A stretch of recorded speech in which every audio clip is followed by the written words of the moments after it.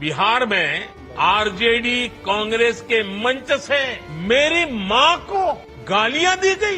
ये गालियां सिर्फ मेरी मां का अपमान नहीं है, ये देश की मां, बहन, बेटी का अपमान है। राहुल गांधी की रैली में माननीय प्रधानमंत्री मोदी जी की स्वर्गवासी मां के लिए जिन अपशब्दों का प्रयोग हुआ है, मैं उनकी कड़ी निंदा करता हूं। अरे वो प्रधानमंत्री जी की मां हो या राहुल गांधी की मां हो, है तो वो जननी ही। क्या हमारा समाज इतना नीचे गिर चुका है कि आज हम खुलेआम अपनी माँ बहनों को गाली दे रहे हैं और हम कायरों की तरह सुनकर चले आए? अरे मैं देश के युवाओं से कहना चाहता हूं, अगर किसी की माँ को गाली देनी है तो वैधानिक शब्दों का प्रयोग करो। कांग्रेस की विधवा बोलो, 50,000 गर्लफ्रेंड बोलो, जर्सी गाय बोलो, ये क्या बदतमीजी कर रहे हो तुम?